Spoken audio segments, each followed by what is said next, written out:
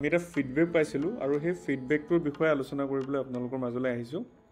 ফিডবেকটো এইটো হ'ল যে প্ৰিমিয়াম কেলকুলেশ্যন পেজটো ব্লেংক হয়।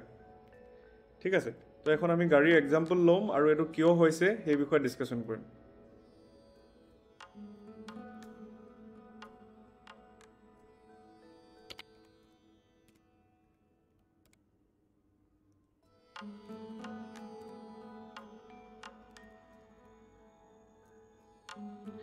আপোনালোকে দেখিছে যে এই পেজটোত গাড়ীৰ ৰেজিষ্ট্ৰেশ্যন নাম্বাৰ, কাৰ ব্ৰেণ্ড, কাৰ মডেল আৰু গোটেই পাৰ্চেজ হিষ্ট্ৰী ইয়াত জেনেৰেট হৈ গৈছে আৰু প্ৰিভিয়াছ পলিচি ডিটেইলছ জেনেৰেট হৈ গৈছে আৰু নিউ পলিচি ডিটেইলছো জেনেৰেট হৈ গৈছে।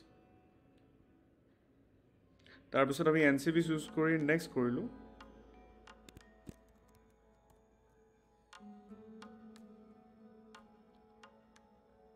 নেক্সট কৰাৰ পিছত আপোনালোকে লক্ষ্য কৰিব যে ইয়াত এটা মেছেজ আহিব, থেংক ইউ ফৰ শ্ব'য়িং your interest for buying product due to some reasons we are not able to issue the policy online, please call 1800221111।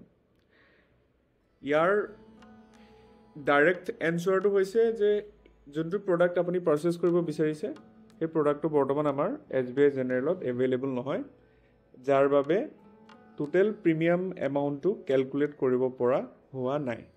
ঠিক আছে, যেতিয়া এভেইলেবল হ'ব এই প্ৰডাক্টটো তেতিয়া আমি হোৱাটছএপৰ জৰিয়তে আপোনালোকক জনাই দিম, তেতিয়া আপোনালোকে কৰিব পাৰিব।